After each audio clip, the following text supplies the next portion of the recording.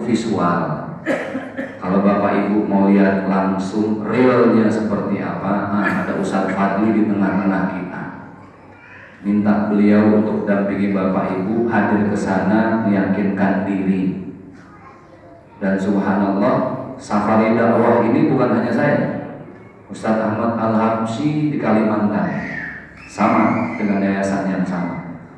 Ustadz Syauki MZ, putra dari almarhum Kiai Haji Zainuddin MZ, beliau di Aceh. Nah, tempat asli kelahiran ayahanda ya, Masya Allah. Ustadz Rizal Muhammad di Batam. Kemudian ada Ustadz Oren di sekitar Pekanbaru, sama dengan saya. Artinya semua bersafari dakwah selain mengajak kebaikan, juga mengajak para jamaah untuk sama-sama bergandengan tangan membantu pembangunan pesantren yang nantinya bukan untuk siapa-siapa, tapi untuk kita-kita juga yang ingin mereferensikan tetangga, sepupu, keponakan dengan 2 syarat yang sudah kita bahas tadi. Dan safari dakwah para ustadz, saya, Ustadz Ahmad, itu bisa terlaksana ini alhamdulillah, karena di yayasan ini semuanya anak-anak muda. Sepengalaman saya, biasanya kalau ustadz dari Jakarta Pak ingin dihadirkan ke Riau, ke Papua, bagaimana panitia itu harus menyiapkan segala sesuatunya, dari mulai tiket, penginapan, mobil operasional. Tapi alhamdulillah ini tidak membebankan semua pengurus masjid, karena yayasan ini sudah yang mengurus saya. Tiket saya tidak sendiri, subhanallah, bertiga.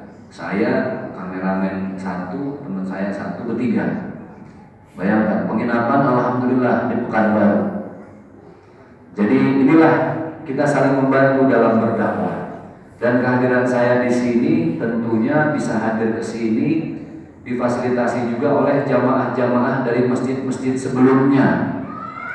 Masjid yang tadi subuh kami acara, yang semalam dari tanggal 4 kami di sini Pak. Besok saya harus balik ke Jakarta, subuhnya harus ke Kalimantan di Pangkalan Bun karena ada khutbah Idul Adha di sana. Nanti tanggal 10 saya malam sudah harus di Pekanbaru lagi. Nah, saya kesini atas sumbangsih dari keluasan hati para jamaah di masjid-masjid sebelumnya. Subhanallah, mereka menyisihkan sebagian harta yang dibawa saat acara, seikhlasnya, setulusnya, dan itulah yang membantu kami untuk mendatangkan ustadz-ustadz ke masjid-masjid, bahkan sampai ke pelosok-pelosok. Maka malam hari ini sama, kami juga ingin mengajak Bapak Ibu untuk kita membantu safari dakwah ini. Tapi Pak Ustadz, saya mau bantu pesantrennya itu. Saya mau pahalanya saya niatkan untuk orang tua saya sudah meninggal, supaya jadi amal jariah, mengalir pahalanya. Itu nanti ada sesi khusus sebelum berdoa setelah saya tausiah. Yang sekarang ini kami akan memberi kesempatan kepada Bapak Ibu untuk membantu program safari dakwah ini seikhlasnya, setulusnya. Ibu yang di dompet ada uang 500 perak receh, titip sama anaknya, nak belajar sedekah, silakan, nanti ada kantong sedekah yang muter. Atau ibu yang di tasnya ada uang warna abu-abu, uang berapa itu? Hafal 2000. Atau ada yang warna biru, apa itu biru? Yang paling hafal yang warna merah berapa? Masya Allah, emang kalau cewek matre begitu. Nanti silakan ibu masukkan sedekahnya berapapun, silakan. Tenang, yang pakai cincin, yang pakai kalung, enggak, saya minta, enggak, tenang, aman, ya. Nanti silakan teman-teman bersedekah setulusnya, seikhlasnya untuk membantu program safari dakwah yang sangat-sangat meringankan pengurus masjid. Pengurus masjid di sini diringankan, terima ustadznya tiba karena sumbangsih dari jamaah sebelumnya. Nanti subuh kami ada acara juga atas sumbangsih dari masjid di sini. Kami saling subsidi silang. Ta'awanu 'alal birri wat taqwa. Karena urusan kebaikan itu harus saling mendukung dan kerjasama. Baik, sahabat kami sudah siap. Silahkan, ini ada kantong-kantong sedekah. Yang tadi sudah bersedekah, terima kasih. yang mau bersedekah lagi silakan, tidak ada paksaan, silakan lillahi ta'ala.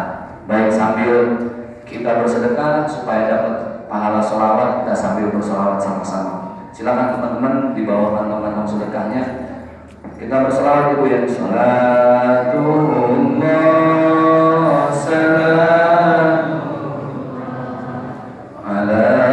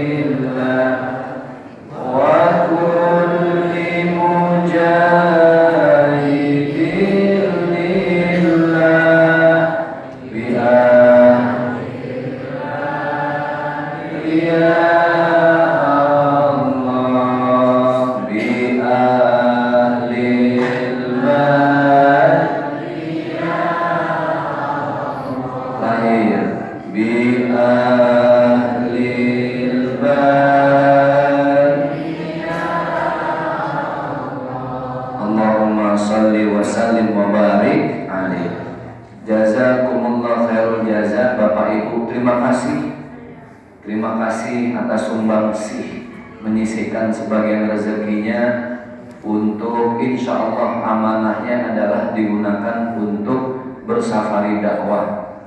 Tim Yayasan Kampung Zikir Madani bersama para guru-guru yang lainnya selain saya. Terima kasih. Mudah-mudahan berapapun yang kita sedekahkan Allah lipat gandakan pahalanya. Amin ya rabbal alamin. Berbicara tentang akhlak, ada satu buku yang ditulis oleh Michel H. Hart. Tulisannya Michael H. Hart. Ini buku pernah saya baca zaman dulu saya kuliah di Mesir. Ustaz Abdul Somad tahun 98 beliau datang, saya tahun 99.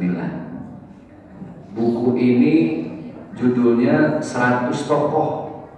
Jumlahnya ada 100 tokoh yang paling berpengaruh di dunia. 100 tokoh ini dibahas oleh sang penulis. Padahal penulisnya bukan muslim, Pak. Michel H. Hart itu bapaknya Amerika, ibunya tinggal di Palestina tapi keturunan Israel. Jadi bukan muslim.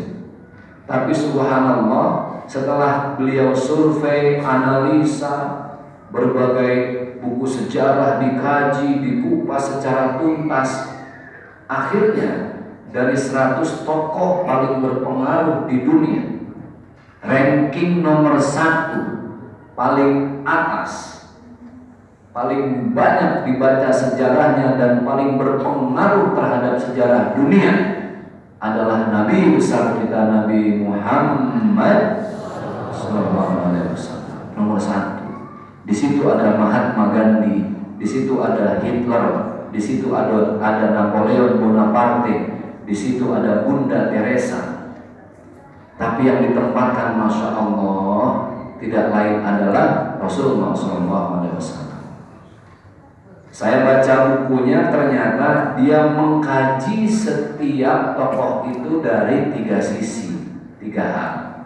Pertama, ternyata Rasulullah ini adalah pemimpin yang paling hebat sedunia. Napoleon Bonaparte, the Lion of Europe, pemimpin Eropa, singanya Eropa. Pasukannya banyak, berapa wilayah ditaklukkan. Ketika dia mau meninggal dunia, yang dicari senjatanya.